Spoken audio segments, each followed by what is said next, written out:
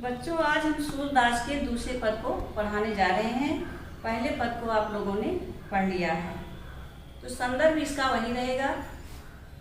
अविगत गति कछु कहत न आवे, ज्यों गूंगे मीठे फल को रस अंतर गति ही भावे। परम स्वाद सबहि सुनिरंतर, अमित तोष उपजावे।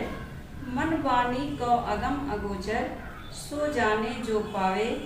रूप रेख गुण जाति जुगत बिन, निरालंबित धावे। सब विधि अगम विचारें ताते, सूर सगुन पद पावे। तो इस पद में सूरदास जी निराकार ब्रह्म के मार्ग को कठिन बताया है और सगुण ब्रह्म के मार्ग को सरल बताया है। इसका ही प्रसंग है। अब हम इसकी व्याख्या करते हैं। अविगत गति कछु कहत न आवत। अविगत माने जो अज्ञात है, जो निराकार है। गति माने स्थिति, कछु कहत न आवे। तो अविगत गति कछु कहत न आवत, उस निराकार ब्रह्म के बारे में या उस निराकार ब्रह्म के स्थिति के बारे में कुछ कहा नहीं जा सकता है।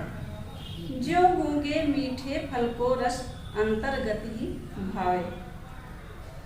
ज्यों जिस प्रकार गूंगा व्यक्ति मीठे फल का चखता है, उसका आस्वादन करता है, लेकिन उसको जो है अपने अंदर ही अपने हृदय में ही जान पाता है, वह किसी से व्यक्त नहीं कर पाता है। उसी प्रकार परम स्वाद सबहि सुनिरंतर, अमित तोष उपजावे। परम स्वाद का अर्थ है अलौकिक आनंद। उसी प्रकार परम स्वाद सबहि सुनिरंतर, अमित तोष उपजावे। उसी प्रकार ईश्वरीय रस से भरे हुए अलौकिक आनंद से सभी को संतोष की प्राप्ति होती है। मन वाणी को अगम अगोचर, सो जाने जो पावे। उस निराकार ब्रह्म के को मन वाणी को अगम अगोचर, अगम मतलब जहाँ पहुँचना कठिन हो, अगोचर का अर्थ है जिसको पाने में हमारी इंद्रियां असमर्थ हों। तो मन वाणी अगम अगोचर, सो जाने जो पावे। तो उस निराकार ब्रह्म को मन से वाणी से वहाँ पहुँचना कठिन है और हमारी इंद्रियां भी उसको पाने में असमर्थ हैं। सो जाने जो पावे, उसको जो जानता है वही उस तक पहुँच पाता है। रूप रेख गुण जाति जुगत बिन, निरालंबित धावे। निरालंब का अर्थ है बिना आधार के। तो रूप रेख गुण जाति जुगत बिन, जिस निराकार ब्रह्म का ना कोई रूप है, ना कोई गुण है, ना कोई जाति है, तो बिना किसी आधार के कित धावे, हम कहाँ कहाँ दौड़ते रहेंगे। सब विधि अगम विचारे ताते, सूर सगुन पद गावे। सूरदास जी कहते हैं सब विधि कठिन जानकर हम जो है सूर सगुन पद पावे। हम सगुण मार्ग या सगुण के मार्ग भगवान श्री कृष्ण के पदों का गुणगान करते हैं। एक बार हम किसी अर्थ को देख लेते हैं। अविगत गति कछु कहत न आवत, जिस निराकार ब्रह्म के बारे में या निराकार ब्रह्म के स्थिति के बारे में कुछ कहा नहीं जा सकता है। जिस प्रकार गूंगा व्यक्ति मीठे फल को चखता है, लेकिन उसके स्वाद को अपने हृदय में ही जान पाता है, अपने मन में ही जान पाता है, वो किसी से व्यक्त नहीं कर पाता है। उसी प्रकार ईश्वरीय रस से भरे हुए अलौकिक आनंद से सभी को संतोष की प्राप्ति होती है। उस निराकार ब्रह्म तक मन और वाणी से नहीं पहुंचा जा सकता है।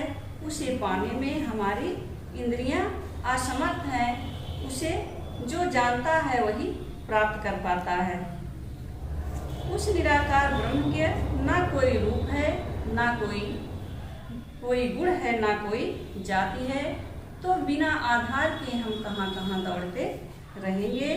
सूरदास जी कहते हैं इस प्रकार निराकार ब्रह्म के मार्ग को जो है कठिन जानकर हम अपने सगुण भक्त श्री कृष्ण के पदों का गुणगान कर। अगला जो है पद हम कल पढ़ेंगे, आप लोग इस पद की जो है व्याख्या कर लेंगे। कबीरदास की साखी को पढ़ाने जा रहे हैं। सतगुर हम सूरीज कर एक कहा प्रसंग, वर्षा बादल प्रेम का भीज गया सब अंग।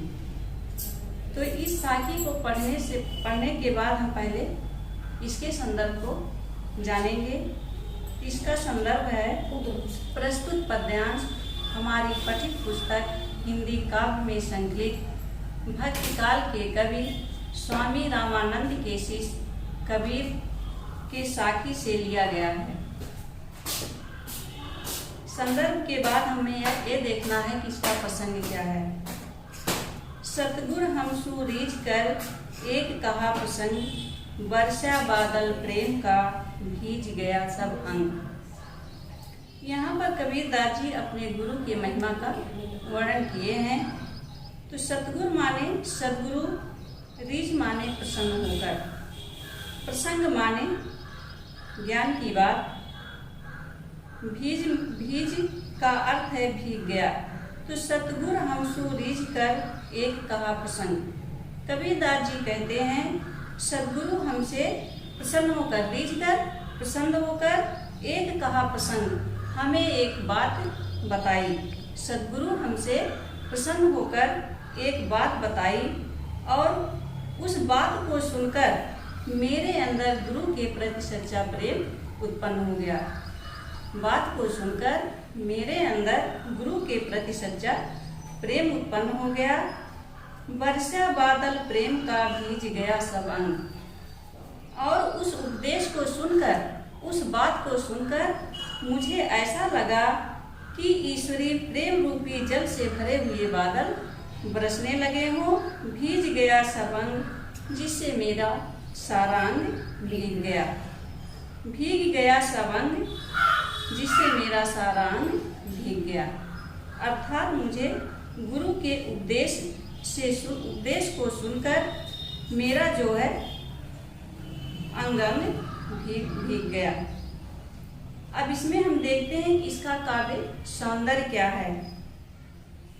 यहाँ पर रूपक अलंकार है, उनकी भाषा पंचमेल खिचड़ी है और जो है उनका वो दोहा छंद है। इसमें अनुप्रास अलंकार है, क्योंकि अनुप्रास अलंकार हर दोहे, हर पद, हर साखी में होता है। अब पहला दो साखी जो है आप लोगों के समझ में आ गया होगा।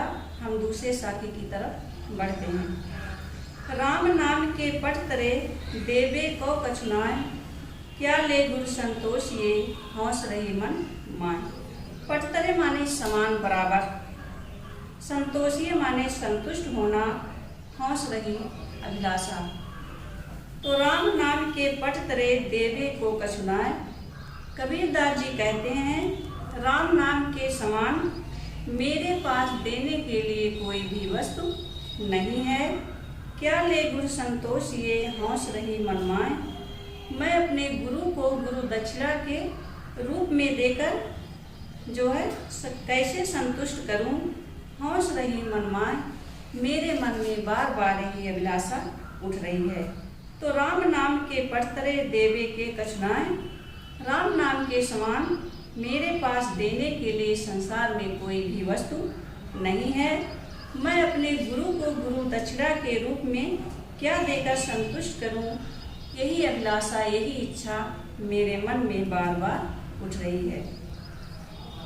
तो इसका प्रसंग काव्य सौंदर्य इसका जो है वही इसमें भी है। अनुप्रास अलंकार है, इनकी भाषा पंचमेल खिचड़ी है, अनुप्रास अलंकार है। बच्चों आप लोग इस दोनों साखी को जो है पढ़कर इसका व्याख्या लिख लेंगे और अगला साखी जो है कल हम की पढ़ाएंगे।